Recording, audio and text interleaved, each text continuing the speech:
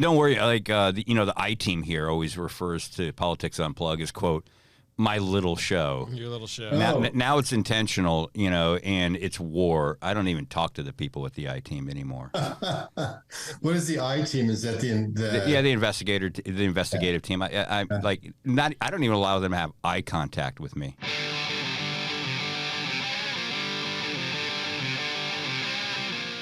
I'm Arizona Family political editor Dennis Welch. Dennis, fake news Welch. Try to tell the truth. And this is the Politics Unplugged podcast. Dennis, if you have a problem with substance abuse, I am more than willing to talk to you anytime you need.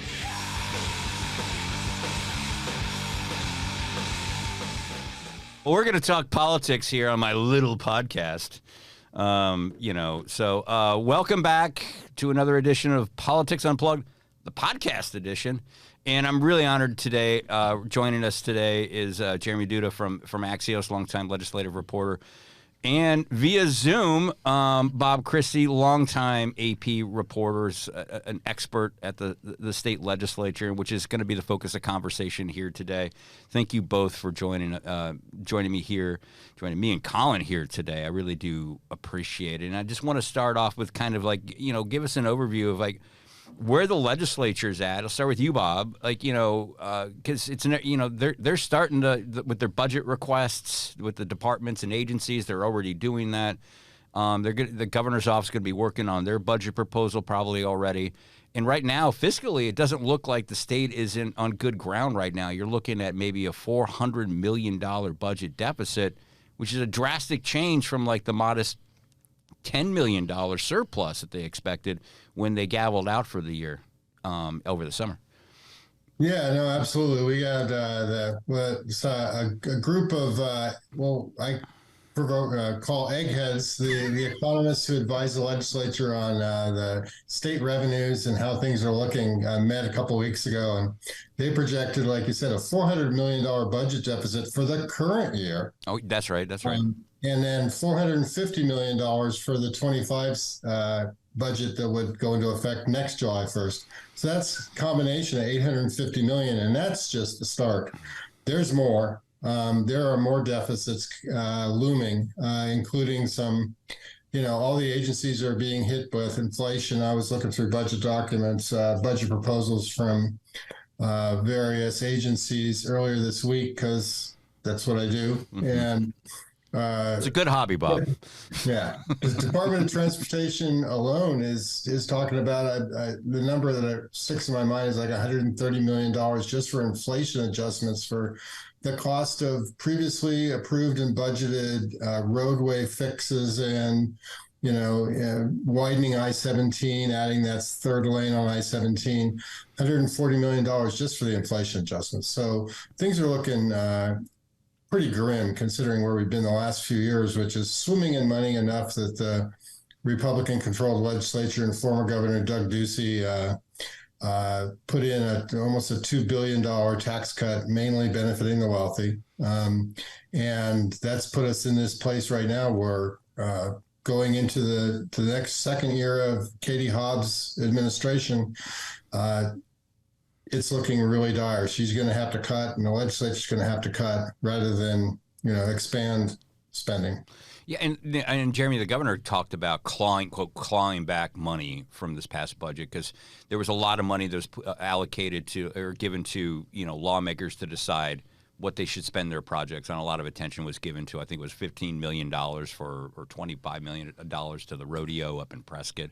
There was money for road projects and whatnot. The governor says, well, we're going to try to claw some of that back. Is that realistic when you start looking at the kinds of deficits that you're looking at right now, and is it even possible? I mean, it probably depends on the individual line item there. Because remember, this is how they got the Republican lawmakers to buy into this budget was, ironically, for a lot of folks to talk about, fiscal conservatism, is a lot of pork there, a lot of money getting thrown around to get people's votes. And, I'm not sure what has been spent, what hasn't, who's willing to give up their money, who isn't. I mean, you have a lot of capital improvement projects, roads, highways, stuff like that.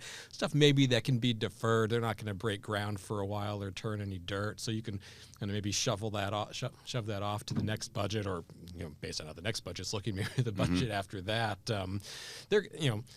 it's going to come. This money's going to come from a lot of different places. There's nowhere they're going to find, $400 million in, one fell swoop, no matter how much Governor Hobbs might want to do that with the voucher program. I'm sure she'd love to just kind of take it all out of that.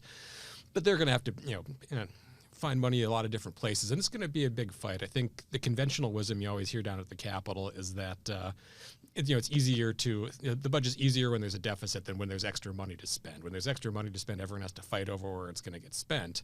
When you need to make cuts, everyone realizes what has to be done. And I think in a lot of times that's been true. But usually when that's been true, it's been all Republican control. Yeah. Everyone's one party, so everyone's kind of on the same page with what their priorities are. Mm-hmm. Now that you have divided government, you have a Democratic governor and a Republican legislature, both chambers with the one vote GOP majority. That's going to be a huge fight because everyone's going to kind of point at each other's priorities and say, well, why can't we take money from this? Why can't we take money from that? And, just like you're going to hear Governor Hobbs talk constantly about the ESA program vouchers, and in the meantime, the Republicans are going to point at probably a lot of some other K-12 stuff, a lot of various Democratic agenda items that finally have a little traction there after 14 years of solid Republican control. Yeah, and I think Republicans also learned a lesson because a lot of Republicans that are at the legislature now weren't there the last time there was a Democratic governor, and they learned the lesson the hard way. I think that the governor does have that veto stamp, and you got to get her sign off on this kind of stuff. And Bob, what about the rainy day fund? Is there enough money in that to kind of bridge this fiscal deficit that the state is facing? Is that something that the governor could be looking at, or the legislature could be looking at to use as a bridge during this? There is a really healthy rainy days fund, the largest we've ever had. It's $1.5 billion, but it's off the table. I've talked to multiple Republican lawmakers. The governor hasn't weighed in on this specific issue, but the rainy day fund is for when the economy tanks, and we're not in a tanked economy. This is, as I wrote a couple of weeks ago, it's a self-inflicted wound, right? Mm-hmm. The legislature caused this deficit by cutting taxes by a huge amount, expecting that, by the time the tax cuts kick in, the economy will have grown enough to where it'll sustain itself. Well, they underestimated growth and they overestimated the size and the quickness of when the tax cuts went into effect, and it's put us in this spot. But we're not in a bad economy, which is what the rainy day fund is for. It's for a 2008, 2009 Great Recession type of thing to prevent massive cuts to government services, K-12 education, universities, Medicaid, the prison systems, all those things that government funds. When there's a downturn in the economy. We're not there. We're, instead of getting a 2% revenue growth this year, we're 0.6% revenue decline expected. And that's put us in a spot where out of a $17 billion budget, we're, $850 million in the current and coming budget year under. So that's off the table. I talked to the appropriations chair of the House at length recently, and David Livingston, a Peoria lawmaker, been around a long time, was not here when the Great Recession was here, but has been here since 13, I believe. And he said, listen, we're not going to cut the K-12 spending. Speaker Toma told me 2 weeks ago, absolutely, we're not touching vouchers, so that's off the table. So, and universities are probably fine. They trimmed them in the Great Recession and never restored that funding, so they're getting a much smaller slice of the pie than they did before. And prison systems, you can't touch that. So that leaves half or 60% of the government off the table for cuts. And some others, where we go from here, I don't know. That, where do those cuts come from? That's going to be the real conundrum. Yeah, and I was going to ask Jeremy, too, about, the stuff that complicates this or, adds some context to this whole thing is next year, unlike this year, it's an election year. Typically, how does that, shape the dynamics down at the legislature? When everybody's up for re-election, there's a lot of politicking going on down there, even though most lawmakers will deny it. But how does an election year shape, a session like the one we're about to see? I mean, divided government, it's one thing, you and I, most of our careers have all covered a Republican-dominated legislature with a Republican governor. But how do you think the election year and the election cycle affects this coming legislature? Well, I think it's been affected, probably more than most years, because the Democrats have a very rare opportunity, I believe, to take one or both chambers of the legislature, which is not something you really see happen. The Republicans have held the House since 1967. They've held the Senate with only a few exceptions in the same time. But now, as I mentioned, the one-vote majorities. There's a handful of competitive districts that have some Republican incumbents. The Democrats feel like they can take those seats possibly. So I think everyone's going to have an eye towards that, especially when it comes to what are they going to cut? What are they going to be able to portray the other side as cutting unnecessarily or refusing to fund? I think that's an issue where the vouchers are going to come up. You're going to hear a lot of talk from the Democrats and from Governor Hobbs about, funding, private school vouchers for rich people who are going to send their kids to private schools anyway. Yeah. As Bob said, I think it's too early to really see where a lot of this money is going to come from because so much of the budget is protected, so much just can't be touched. Everyone's going to be scrambling to figure out where to take that from, and everyone's going to try and find, I think, the most crowd-pleasing way to do this heading into the next election. Because most of these districts, the overwhelming majority, over 30 districts, are hardcore Republican or hardcore Democrat. They're not going to change party hands, but there's 5 or so. No seats or everything, all the action is going to be. So a lot of the stuff is going to be done with an eye towards those seats. I think certainly Senate President Peterson, House Speaker Toma are both going to be kind of looking at the big picture. They're both going to want to preserve their majorities. The Democratic leaders are going to be doing the same. Governor Hobbs will obviously be doing the same. So that's the backdrop. Everything is going to be kind of filtered through that lens, I think. Yeah, and Bob, and I know you said that you talked to David Livingston. You said ESAs, the school voucher stuff is off the table. But given that it is an election year, that Republicans do want to hold the majorities, is there any way the governor could get some leverage, use some of that political leverage to get some sort of reining in of that program? Because the governor's made it very clear that she thinks that ESA program is really hurting the state financially. Yeah, it's going to be a real struggle for her to succeed in that. That is a core value of the GOP caucus in the legislature. They fought for this for a decade. As we all know, the background of the vouchers, it started as a tiny little program to help disabled kids. And then every year over the last 10 years, they expanded a little more, added failing schools, added this. But the number of kids taking it stayed relatively the same.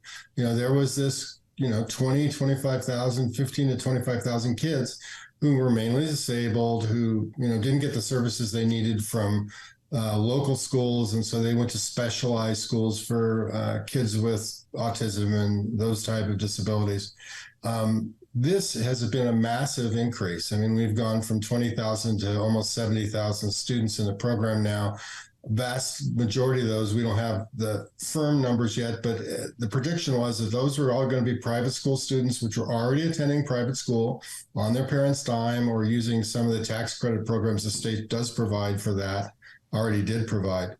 The Republicans aren't going to budge on this. They're just not. The governor tried to put in some, there's a committee that's meeting over the interim now that's supposed to look at ways that they can at least get good data out of the voucher program and ways, the governor really wants some accountability in there. There's no testing requirements. There's none of the requirements that public schools have for this voucher money. And it's substantial. We spend about $5.5–6 billion a year on K-12 schools, and we just added almost $700 million in 1 year just to these private school vouchers. So big issues there, and we could go on for the whole podcast just on vouchers. Yeah, and for Republicans too, it's a die on the hill issue. It's like they are not going to budge on that. But Jeremy, where do you see some of the other fights going to be happening, and where could some of the other cuts be? I know it's early. I know I'm asking a lot of you on that, but where do you see some of this other stuff happening? Where next year, some of the other big fights? Some of the other big fights. We've seen them. We saw in 158 vetoes or 53, whatever it was, around 150 billion vetoes, something like that, almost 3 times the previous record. Yeah, so we've seen. I think kind of a preview, plenty of previews of where the kind of partisan fault lines are here. The Republicans are sending a lot of bills up to the governor just to kind of make her veto them. Or fundraise off them as well. Or fundraise off them. Yeah, I think you saw just this week, the governor's bipartisan elections committee come up with some recommendations. There'll definitely be some fights over there. I think election stuff, it's been one of the biggest flashpoints down there for the past few years, and even bigger one now with divided government. You're going to see a lot of that again. You'll see that with this recount bill that might threaten to kind of delay the certification of Arizona's election. We've got some other recommendations that came out of this task force. A lot of Republican lawmakers, especially the more MAGA lawmakers, have a lot of big ideas about to get rid of drop boxes or early voting or God knows what. That's not going to get anywhere. Once if those bills get up to the governor's desk. Normal election year, partisan culture war fodder. You're going to see all this stuff that we saw come up last year, trans rights and election stuff. It's all going to be coming back, and probably more magnified than before because it is election year. So everyone's going to be trying to kind of score points off of each other. Yeah, the election stuff, the election denial inspired bills that we saw down there. Is that died down at all, Bob? From what you can tell. No, it has among the Republicans. At the beginning of last year, I tried to track all the election bills that were being proposed by Republicans. I got up to 100 on my spreadsheet, and I just gave up because they kept getting added. And the bottom line is, with Governor Hobbs in office, former Secretary of State, obviously a Democrat, she's not going to sign any of these bills. So I after about a month of doing that, I just said, I'm not going to bother, because no matter what gets out of the Republican-controlled legislature that's not a consensus bill, that in other words does not have Democratic support and Republican support combined, is not going to get signed by the governor. Because, most of these are what the Democrats would call voter suppression bills, or they're bills that are really, not based in reality as far as the real risks that, our election system actually has, right? There's not a lot of ballot stuffing into drop boxes, which are very few, actually. There's not many of them, and they're all in front of government buildings and all have video cameras on them. And, they're not people going up there with boxes of fake ballots. Of course, no one ever says, well, how are they going to get the ballots in the first place if they're really trying to stuff them? So, there's all these things that don't have a lot of basis in reality, which are driving a lot of these bills. There might be a kernel of truth or a kernel of fact that drives the election bills, but not really. Yeah, you do see some people try to perpetrate election fraud and they get found out and whatnot, but it certainly hasn't been widespread. Which kind of brings me to another point I wanted to talk to you guys about too. Some of the stuff we've seen over the past few years. You guys are both veterans of covering this legislature. I've been down there for a long time, and I just like to get your thoughts, the kind of changes you've seen at the legislature over the past 5 or 6 years, the different kinds of candidates, type of politicians we're getting down there, and how that's affected how you go about covering the legislature. We'll start with you, Jeremy. Well, I think definitely you've seen on the Republican side, the kind of center of the caucus is shifted to the right, and that's a very long-term thing. I remember hearing more moderate Republicans talking about this back in 08, 09, 2010 during the Tea Party wave when I first after the decade of dominance with Jack Harper. That's right. When I first got down there, people were talking about that, and you've seen it become more magnified in the Trump era, and then especially as the Republican majorities have gotten so narrow, that ideological divide within the Republican Party, I think, has just become a lot more pronounced. And these are the candidates who are winning the primaries, and so you have the caucus as a whole, the Republican lawmakers, they have to kind of pay heed to that, to pay attention to what those primary voters, folks who support President Trump, maybe support a lot of this election denialism stuff and other similar issues. I think you've seen. I think that kind of makes that's probably going to make it a lot harder to get things done, make it harder to compromise, certainly, and in the way that you saw a lot of Republicans do during the Napolitano era, the last time we had a Democratic governor, where there were still more folks who kind of fell in what we would probably at the time consider the more moderate camp, and you're seeing fewer and fewer of those folks now as becomes so much more important as the caucus gets whittled down, and you have 31-29 in the House, 16-14 in the Senate, and for that reason, I think you've seen, Governor Hobbs has put a very high premium earlier, I think, than most governors would on, putting together a campaign apparatus to try and take over, the legislature. Yeah. Let me get your thoughts on the kind of changes you've seen, and maybe if you could also talk a little bit of how that's changed, maybe how you approach covering the legislature. Yeah, so I think the biggest change in the Republican caucus is the loss of the business Republicans and the Republicans who had a lot of experience in government. I mean, the folks who used to run for the legislature on the Republican side and not so much the Democratic side just because of the makeup of the state politically, but these are folks who had city council experience or school board experience or on boards and commissions around the state or chamber of commerce types. And they understand what government was for, right? What government really is meant to do, which is, support local communities, support law enforcement, support building roads and infrastructure and public safety, and taking care of the really the most poor among us who don't have health care and all those things that government really does. That's gone for the most part among the Republican caucus. What we have are activists who didn't understand how government runs, or more importantly, have real, I guess MAGA-like or very conservative political viewpoints without the understanding of how government really works. On the Democratic side, we don't have a lot of those city council people, never have. We do have more of the activist community, but they're learning now. So that's been interesting to watch as there's a core group of Democrats who have become more experienced over the last several years, understanding, how to work with the Republicans and how to push bills that could get bipartisan support. Now, they've constantly been blocked by the Republicans who are in charge of the legislature, but some of their ideas are going to gain some traction, especially with a Democratic governor. And if Senator President Warren Peterson and House Speaker Ben Toma allow them to get to the floor, they could get votes. And that's an interesting change. For coverage, it's more difficult to talk to some of the members now. They are, I worked my whole career to build trust with people on both sides of the aisle, and you do that by covering them and talking to them all the time, and they see the story you wrote was fair and didn't slam them unnecessarily. I don't blindside people, and they learn to trust you and give you their phone number, and you can get them when you need them.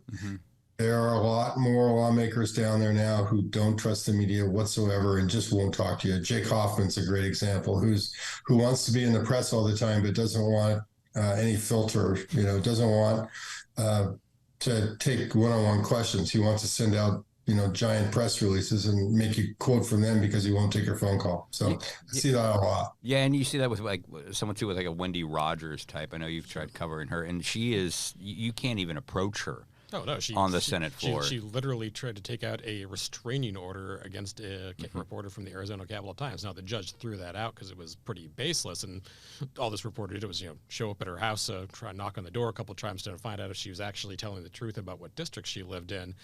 But that's, I think, very illustrative of what Bob was talking about. That's the most extreme example of, I don't think we've seen that with any other lawmakers so far, but that is very illustrative of kind of the attitude that you see now among a lot of lawmakers who I think don't really understand that, they view talking to the media as kind of helping the media, when in reality, most people still get their news from people like the three of us. That's where, most people are not watching legislative proceedings on their computer. They don't have time. They don't know, they don't go to LD meetings. They're not precinct committee. I mean, most people don't even know what that is, and they wouldn't go if they did. They rely on the news, on the AP, on Axios, on Arizona's Family for the news. And so when these lawmakers are refusing to talk to us, all they really want to talk to is kind of their activist base at the legislative district meetings. That's really depriving your average voters, your average members of the public, of insight into what their elected officials are doing. Yeah, and I think a lot of them, though, too, they do talk to the media. They just don't talk to the traditional mainstream media. They'll be talking to conservative media. Most people are not reading, Gateway Pundit or whatever. It's an echo chamber for them, right? They talk to the conservative alt-right media and they get validation from their base, but that doesn't help the average person or the average citizen in their district who may not be highly political, who may be a Democrat. If it's the Republicans who are refusing to do it, it's a real problem. And so the good thing about the legislature is regardless of whether they talk to us or not, they're on the record when they're on the floor and when they're on committee hearings. And we let that, I may interview someone before or after a committee hearing, but what they actually say in public that everybody can hear, that's more important. And that really defines them much more than what they're saying to their base. Yeah. The one thing that does kind of hurt is when they do make those comments in public, it used to be you go up, you talk to him, maybe to put it in more context, like, you want to clarify that comment or whatever. And a lot of times finding that, like, I'm just getting shut out, like, no, they don't want to talk to you. They don't want to answer any more questions on that. So it does get a little bit more difficult. But gentlemen, thank you very much, both of you, for joining me here today. I really think it was a great conversation we had, and we're just going to have to end it right here for this week. So thank you both for joining us, and we'll see you next time, I hope, here on the podcast. Yeah, thanks for having us. Thanks. Yeah, appreciate it.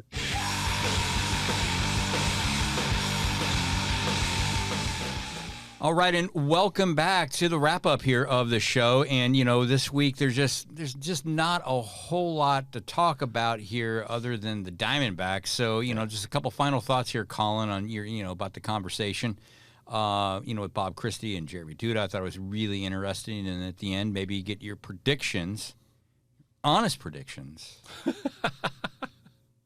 on the World Series. Okay. Good conversation. It's good to get the historical perspective. It's sad the way things have shifted in government, where it's so hard. You always hear the stories about, like, Tip O'Neill going out and reaching across the aisle and having buddies from the Republican and, drinking together and whatever. And it seems like so much of that has disappeared, and the ability to have a conversation on both sides and a conversation between the lawmakers and journalists. Mm-hmm. It's changed so much that just seems to be impossible, and a lot gets lost there. Yeah, when I first started, at the legislature way too long ago, I mean, like, most of my best sources were Republicans. At the time, there's a Democratic governor, Janet Napolitano. Yeah. And like Bob was saying, you work with these folks, you show that you can be fair, and balanced, and and whatnot, and you build relationships with them. And unfortunately, there's a lot of lawmakers now that just don't even want anything to do with you. Yeah. Because particularly on the right, they've got their own media, echo chamber, Right. where they don't need us traditional legacy media or whatnot, because they can go to other sources and get their information that way. Right. And it's changed a lot. Yeah. So it's pretty sad with that, but it's also interesting too listening to Bob. I love listening to Bob break down budget stuff, man. The guy knows the ins and outs of state the budget finances. savant. Oh yeah, he knows his stuff, man. And it seems like this coming session is going to be something. It's going to be interesting when you start fighting over what needs to cut. Right. What needs to be cut, particularly, this governor's not going to be happy that she's been put in a position by her predecessor for passing big-time tax cuts that now she's going to, be bearing the brunt of. Right. What those fights are going to look like at the legislature next year in an election year, I just don't see much. If you're hoping for some productive legislative session, I mean, they'll end up with a budget at some point. But what's it going to look like? Man, it's going to be interesting with the way politics are just going to shape everything down there next year. Yes, and if school vouchers are truly off the table, that makes all the other cuts just again, like they were talking. I mean, this is a hill to die on for Republicans. They're not going to give that up. And, it's going to be, probably ends up being one of those election issues. Yeah. Where, she's going to argue it's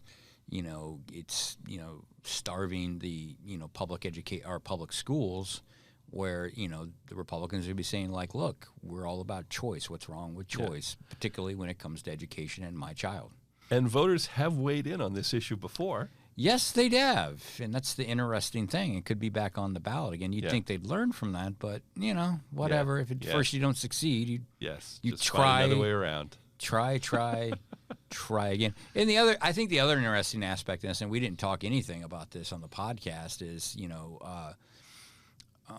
people are aware. If you're listening to this podcast, you're probably pretty aware of politics. Yeah. And just a quick reminder, I mean, Congresswoman Debbie Lesko decided that she doesn't want to seek another term in office, right?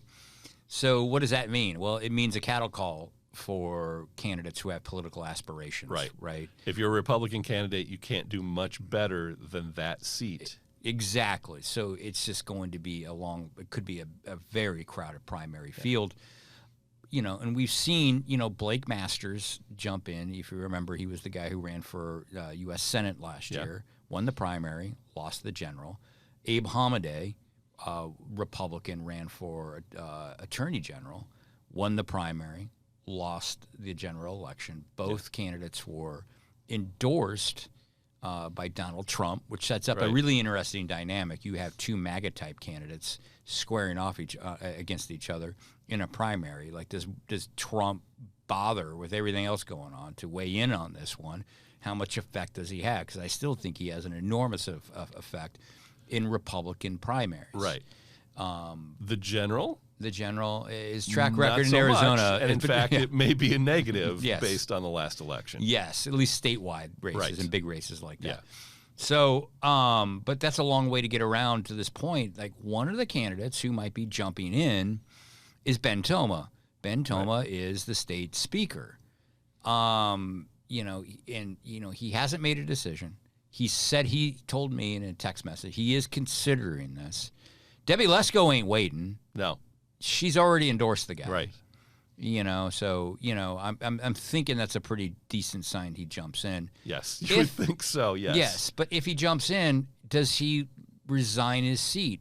And now Republicans are going to be left seeking a new speaker for our state house. Right. Much like in Congress, they just got a new speaker. Republicans here could be on the verge of looking for a new speaker. Who is that going to be? What is that going to look like?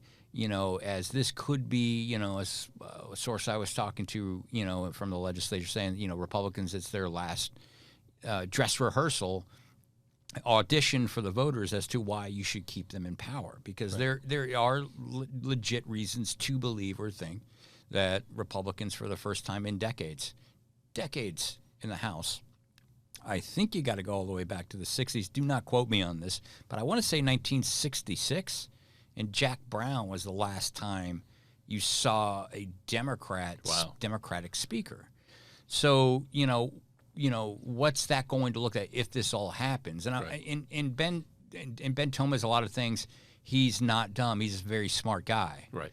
And, the boneyard of Arizona politics is filled with candidates who thought, like, yeah, I can keep my day job at the legislature and run for office over here at the same time, man, because, it's cool.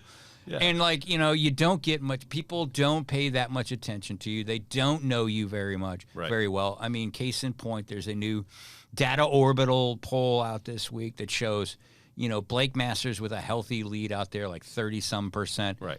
Abe Hamadeh at 18%. And Ben Toma down there, and Anthony Kern and other lawmakers lives out there in that district thinking about running. They're in the mid-single digits. Well, that's all name ID. Purely, yes. Yes. No one follows state politics like they follow something like the Senate race. Yeah, and, I see this cycle after cycle with state lawmakers running for these bigger offices saying, like, oh, I'm going to stick it in. And, they think they're going to get this attention. Yeah. They're not going to get as much attention as they think. The best course of action I've seen is go, quit, raise money so you can get the next job. Because that's what it's going to take in all politics, particularly these congressional races, particularly like this primary, which is going to be so hotly contested, because the winner of this primary is likely going to win the general and is likely going to be able to keep that seat in that Republican area for as long as they want. Right. It's going to be a huge competition for it. It's going to be a lot of money in that race. You're going to go need it. And I would say, like, look, you got to quit to go raise money so you can compete in that. Right. Yeah. You can keep your job and run, but you can't do both of them well. And the money you're going to need to fight against Blake Masters is substantial, and that takes time. Mm-hmm. It takes time and effort to raise that type of money, and he doesn't have that type of... And it's going to be weird, too. He's got to raise a whole lot of money. Ben Toma I'm talking about. Yeah. To get the message out that maybe, like, he's the only guy that lives in the district right now. Yes. If you haven't been paying attention. Yes. Abe Hamadeh lives in Scottsdale, and Blake Masters still lives in Tucson, man. Open to moving, he says. Open to moving. Yeah. He's open to So moving. he might find a place. Which brings the me West back. Valley. Always brings me back to one of my favorite sayings down at the legislature: residency is a state of mind. Yes. It's zen, man. Yes, It's it is. just zen. It is. I'm curious to see how much Debbie Lesko's support means for Ben Toma. Yeah. That's going to be curious. I think another person who could weigh in on this, and probably will because she lives out there, is former Governor Jan Brewer. Right. And I think Ben Toma is the type of person that she would endorse in that race. I could absolutely see that. And and I think, I haven't seen polling on this, and why would you poll on Jan Brewer? But I think she's still very popular with Republicans. Yes. I don't really see her jumping in the race. Oh God, no. Remember, who was that? Who said maybe Jan Someone Brewer? suggested it. Yeah. Not jumping in. No. I mean, I think she'd have a terrific chance if she did it. I can't imagine her wanting to do that job. That's such a step down. It's a step down, and it's a hard job. A brutal job. I mean, which I think, and I haven't talked to Debbie Lesko about this, Representative Lesko. I think part of that job, just the grind of it, is probably a big factor in her stepping down. I mean, that she's fully vested in her pension. That's a big deal. Yes, but yes, a lot of these things, it just comes down to practical terms. Like if you're coming back and forth on the weekends, and you serve serve in D.C., that's damn near 40 hours a month in the air because it's like a 5-hour flight each way. That's 40 hours in the air every month. That's brutal, man. It's terrible. And I believe she turns 65 soon, maybe next month. And she's got grandkids. I know a lot of people have opinions about Debbie Lesko one way or the other. I mean, she truly does love her grandkids. Yeah. And it's talked about, ever since she got them, she talks about them. And wants to spend time with them. And I think that's a legit thing. You got grandkids you want to spend time with, and the grind of just being a congressperson. And then probably figuring out, you're one of 435. What am I doing here, man? Yeah. I have other things I could be doing with my time. I've done what I can. Yeah, if you're in her shoes, that seems like unless you're a real ideologue, which I don't think that's how I would describe her necessarily, enough that she would want to stick around to try and. She's a team player. She's in the Freedom Caucus. She's a team player with that. But I don't think she's someone who's so desperate to get out there and fight for that.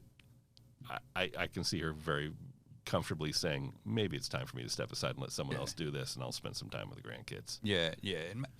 And I'm fully vested in my pension. Yeah, there's that. Yes, there's always that.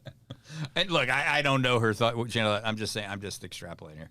All right, man. Well, like I said, not a whole lot going on, so not a more in-depth thing. We usually move on to something a little more pop culturist, just to lighten the lighten the mood and whatnot. But I failed this week.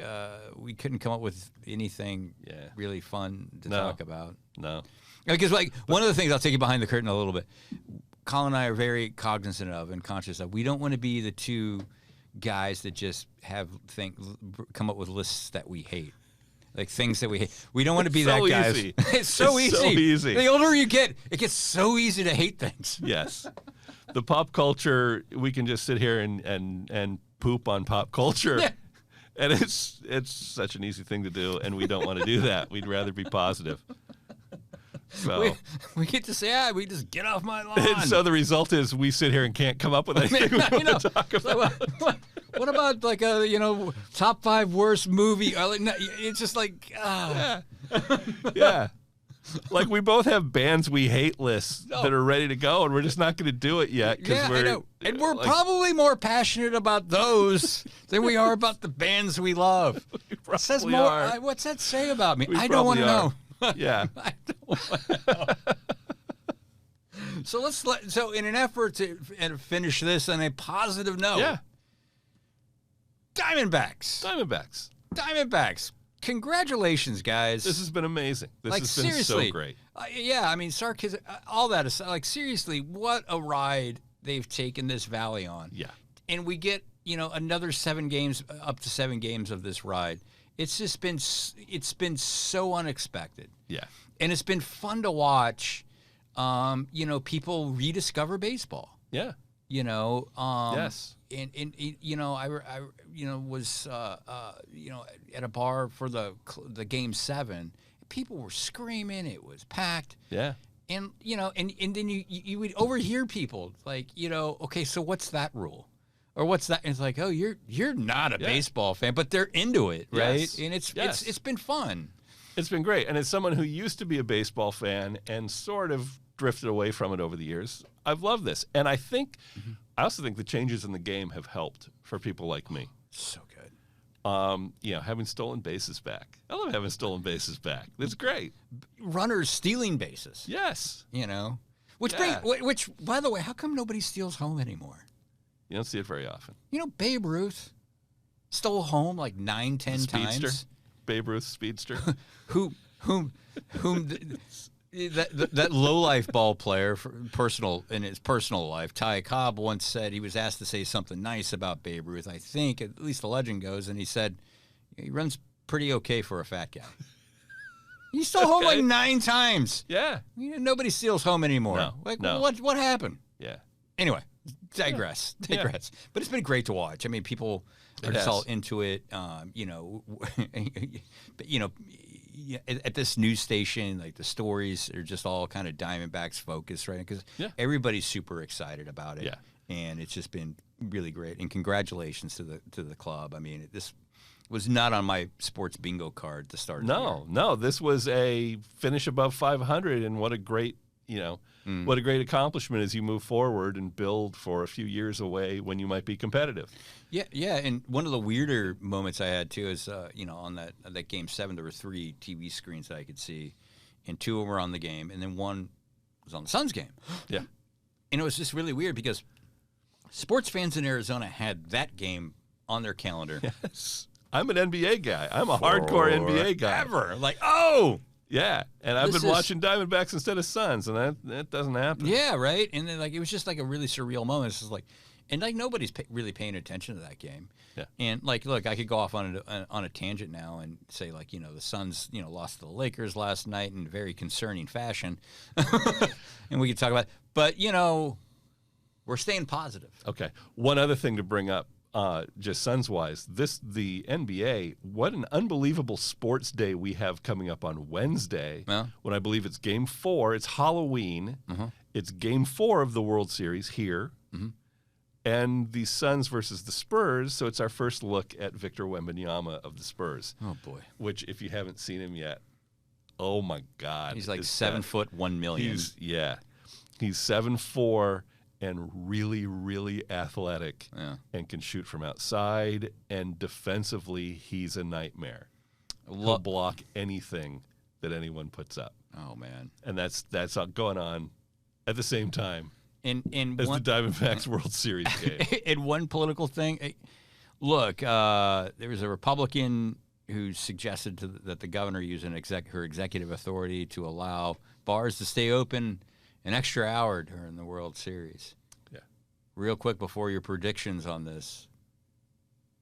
We may know, by the time this podcast drops, we may know the answer whether she took an action on that or not. What are your personal thoughts? What's the 25-year-old Colin thing versus current Colin? The younger version probably more in favor than now. And I mean, I don't care if they do it, but my main reaction was, the games here are like midweek. And my thought was, how many people are really closing the bars down midweek after a game? And you gave me a look like, plenty. Plenty. A lot more than you'd think. Yeah. There will be a lot of people in town, though. There will. It'll be all those sloppy drunk Ranger fans who will be closing down the bars. And we got to be careful with what we say about the Rangers because we have one of our producers here is a huge Ranger fan. Yeah, he's wearing his Ranger shirt today. Yes, he is. He also had a World Series shirt that he ordered, and it did not come with the Rangers shirt because it turns out it was a pre-order, and they say they should be shipping by November 2nd. So how great is that? Your World Series shirt should be arriving shortly after the World Series. Meanwhile, the same shirt is on sale in town everywhere. Yeah. Poor guy. Yeah, he roots for the Rangers. Screw him. I know. Well, and the weird thing is, George Bush is going to throw out the first pitch. I'm like, really? Yeah. Yeah. Yeah, former owner of the Rangers. Yeah, but they can have Colangelo do it here. I'll pretend they're the same thing. His legacy, though, George Bush's political. And we're staying positive. And we're staying positive. All right. We're staying positive. Yeah. I'm not sure the Rangers fans are all that thrilled with his baseball legacy either. But no, I'm old enough to remember when everybody used to just hammer him for trading Sammy Sosa. Yes. Back when we still liked Sammy Sosa. Pre-Royd. Pre-corked bat. Yes. Anyway, so what's the prediction, man? I'll go Diamondbacks in 6. Yeah, man, I am really torn. I keep the aforementioned producer. I keep telling him Diamondbacks in 4, but that's just a troll. I don't really believe that. I think if the D-backs do it, it's going to be in 7. I am not 100% confident because I think this team is also on a hot streak. Yeah, and this team can really mash the ball. They've got some really tough pitching, but all those same things were said about the Phillies. All those same things were said about the Dodgers. So I think it's going 7. Wouldn't surprise me at all. So you have the Diamondbacks in 7? Diamondbacks in 7. All right, fair enough. But don't tell our aforementioned producer this because I still want to troll him and keep saying, all right, D-backs in 4. Yeah. Even if they lose the first game or two, then I can still say. Which will be played before anyone hears this. Exactly. So I may look like an idiot. Yeah. We may look like idiots. Hey, we've said 6 and 7, so we're good. We're good. The schedule and when this podcast really impacted our predictions. Yeah. Yes. All right. Well, hope you enjoyed the podcast. Enjoy what's left of the World Series. Hopefully, by the time this drops, things are going super well for the D-backs. And maybe Booker and Beal will be back by the time this airs. And we can enjoy the sun. We're staying positive. We're staying positive. Staying positive. I'm sure they're fine. All right. Thanks a lot.